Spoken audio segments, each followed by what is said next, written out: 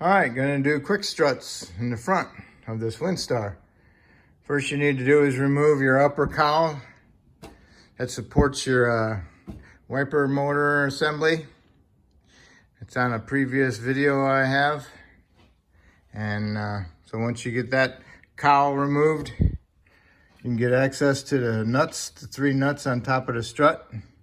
What you want to do is remove 1 nut, thread it back down by a couple threads, couple turns. Remove the other 2 nuts. Do that on both sides if you're doing both of them. And then you need to do is jack it up and support it properly and remove your front tires.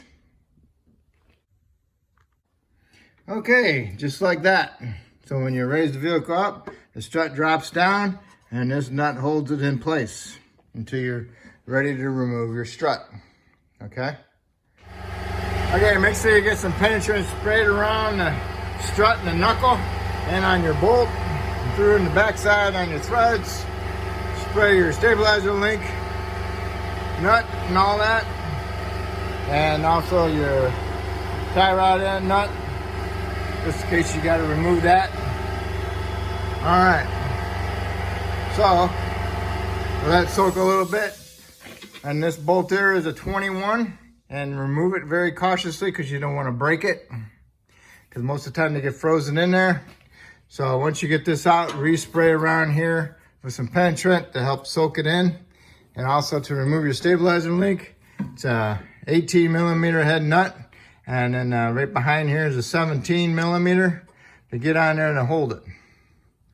If yours has been replaced and it has that notch on there, that's great. You can put your 17 millimeter wrench on there to hold it so you don't sit there and spin this and damage it.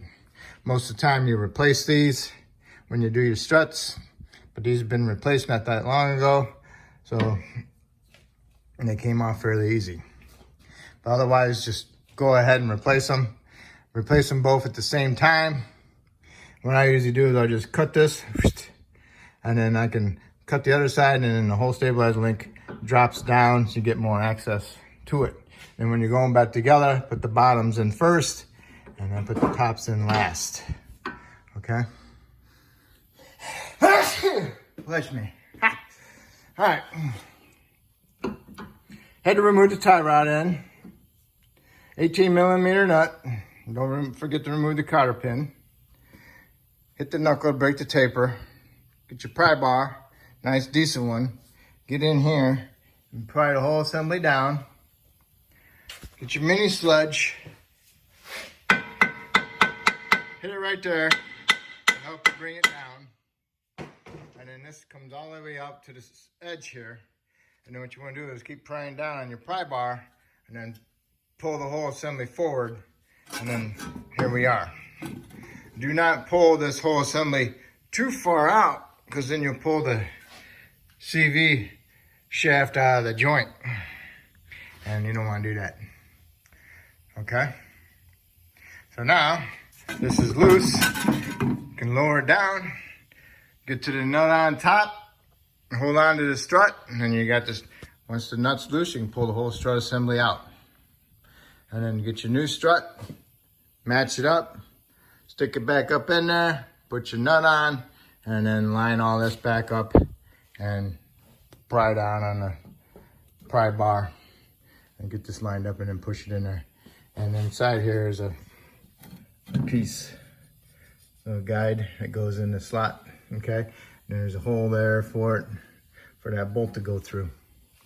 Okay. Okay, that's how you got it. Make sure you got that piece pointing on the inside. Okay. And okay, now you can raise it back up and guide it in. I always put some anti-seize inside my knuckle too. Okay. Next, we're gonna get a big chisel, stick it in there and pound it in there a little bit. Don't go too bananas because you don't want to crack an ear off of it, okay? So what you want to do is you just want to open it up just a little bit to allow this strut to go in there a little bit more easier, and then put some anti-seize in there. And that's about it, okay? Then get it lined up like this. Then you can just take the whole strut, push it in. Okay.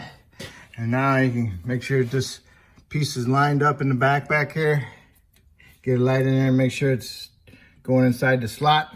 Then you can get your pry bar and pry it up and possibly tap on the lower control arm to help bring it up.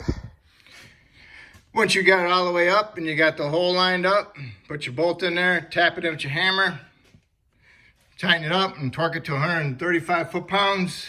All right. Then you can put your stabilizer link on, put some anti-seize on it. Make sure you put your wrench behind here so it doesn't spin, because when it spins, it creates friction, causes heat, damages it. Tighten it up. Make sure it's good and tight.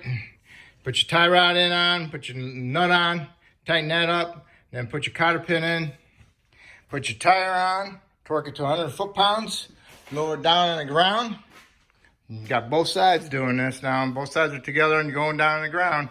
When you put it on the ground, that forces that strut up into the strut tower. Now you can put your other two nuts on both sides, and then you want to snug them up and you want to tighten them up and torque them to like 35 foot-pounds. And then after you get that done, you can put your cowl on, just the reverse order you took it off, okay? I got other things to do on this, so I need to have the tires off. That's why I'm not going any further with it. So hopefully that was good enough explanation for you, okay? So remember, line it up, put the bolt in there, torque it, 135 foot-pounds. Put your stabilizer links on, make sure you get the bottom in first, put the tops in last. Get the tops in, put your nuts on both sides, tighten them up. 17 wrench on the inside to hold it, 18 for the nut. Tie rod in, 18. Tighten it up, put a cotter pin in it, put your tire on, torque them to 100 foot-pounds, lower it down to the ground. Put your other two nuts in on both sides, and then you want to torque them to 35 foot-pounds, and then put your cowl on, okay? Okay, if I helped you out doing these struts, that's awesome.